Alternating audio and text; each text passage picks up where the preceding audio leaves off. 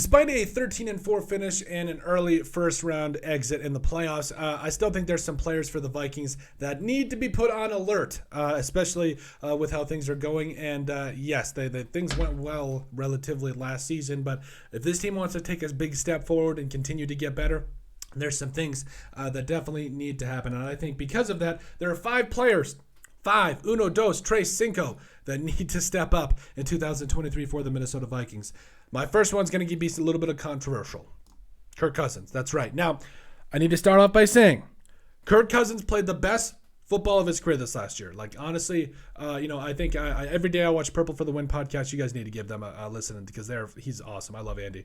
But at the end of the day, he's pointed out time and time again that he played the best football of his career. And I completely 110% agree because we saw for the last couple of years, Kirk Cousins, he's been playing pretty well. Those first couple of years, but back then the hate was warranted. Now it's not warranted. I mean, this guy, you saw it last year. There was a couple of times he was willing to uncork some footballs and do some different things. When Jalen Reagor isn't running routes, then usually we're pretty good. But other than that, Kirk Cousins to me still needs to be a guy that needs to step up. Not because of anything he did. This is just the reality of the situation. Everybody's going to say it. He's going to be, everybody's going to say it. I'm just going to go ahead and get in front of this and be the first person to say it. People are going to look at Kirk Cousins and think that, that 4th and 8 or 4th and 3 players, it was 4th and 8 last year, that last play in the playoffs against the Giants, they're going to put that on him. I don't agree. I believe it was on Kevin O'Connell, but people have short memories. They don't necessarily look at everything that needs to be looked at. So I think Kirk Cousins is a guy that, he needs to continue to prove doubters wrong, which he did all of the time last year.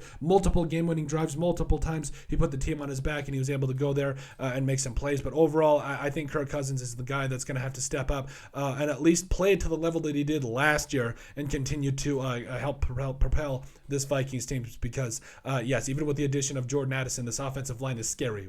Let's see our video from yesterday. Another player that I think needs to step up, second-year guard Ed Ingram. Yeah.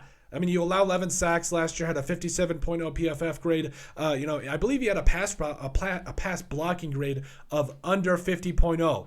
That's a little alarming for a guy that was supposed to be pretty good at pass blocking. And he had a better run blocking grade than, literally, it was completely, backwards. I just couldn't believe this guy turned out to be a better run blocker than he was a pass blocker because he looked pretty stout when he was there at LSU. Things did not exactly go according to plan, but like I said, I'm still excited for him. I think that he is going to be a guy that you can count on to, be a starter down the line, but there needs to be an understanding. If you don't start to get things done, the Vikings will bring in dudes, try maybe Austin Schluman, this interior offensive line. All I know is that this thing needs some help, and I really believe that you cannot just bring in Ed Ingram back and not expect competition or expect anything to go right because, yes, there were some bright spots, but there were way more dark spots there for Ed Ingram in the Minnesota Vikings.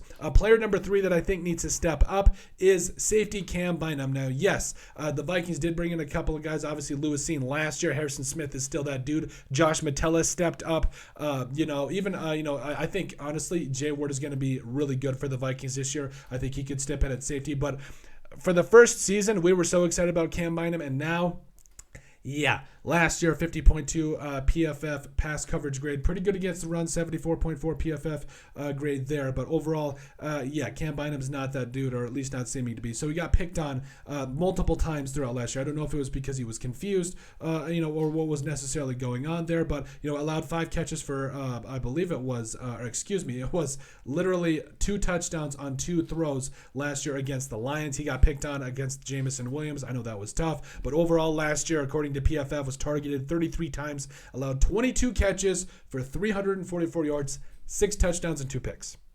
Not great. Not great by any metric, if you ask me. But overall, I do think he's a guy that, he's going to continually, hopefully, get better. Maybe there's something to salvage here after having a fantastic rookie year. But Cameron Bynum definitely needs to be kind of put on the hot seat here. Again, we did touch on it. Having 55 tackles, having a total of 2 picks for 55 yards, as well as 81 total tackles last year for the Vikings as that other starting safety. But he needs to be a guy that steps up for the Vikings. No question in my mind. Absolutely no question. And I think he's going to be kind of in a tough spot here. Like we talked about, all these players that the Vikings are bringing definitely needs to be put on notice a little bit. Player number 4 that I think needs to be stepping up for the Minnesota Vikings, inside linebacker Brian Asamoah. Now, I'm so excited for Brian Asamoah. I feel like everybody else is too. We saw what he did last year. What was it, like week 17, week 16 against the Giants, going after the tight end, ripping out the football. And for some reason, Ed Donatel decided this guy shouldn't see the field at all in the playoff game against the Giants. I really don't understand it. I don't understand it because this guy is an absolute baller. We saw what he can do, and again, I think he is going to step up. This is me just putting everyone on notice. I think he could be, a 100 tackle type guy for the Vikings. I like what he does in pass coverage. I think he can guard pretty much anybody, and I think that he's going to be a guy that's a lot of fun. So you saw 17 total tackles for him last year, but again, I think you have to continue to improve off of that. Because there were some times last year in the run game you're like, he's just so quick that he tries to react too fast to things, and it's just like slow down. Go make your play and play like we know you can. Because, yes, this dude is a heat-seeking missile. He makes a lot of different plays for you. But overall, did finish with a 78.1 PFF coverage grade, as well as a 74.2 PFF run defense grade. And in coverage, it was relatively good as well, like we mentioned, like we saw against the Giants. But overall, was targeted 3 times, and yes, he allowed 3 catches. But, like I said, I do think that just with the fact of how he runs around and makes plays for the Vikings, I think he's going to be a lot of fun. I think he's going to be one of the better coverage linebackers in the NFL when it's all said and done. And so I think you got to exercise a little bit of patience with him, mainly because Ed Donatel didn't do him right in any stretch of the imagination. But finally, player number 5 that I think needs to step up, Lewis Cine. Now, I want to start by saying this man, obviously you're so happy for him that he's coming back from an injury. He looks like he's back at 100% or pretty close. Love to see it. The writing's on the wall, though. I don't think the Vikings are going to wait around. Josh Metellus really played well last year. Jay Ward is looking like a guy that, could be potentially playing either corner in the slot or safety.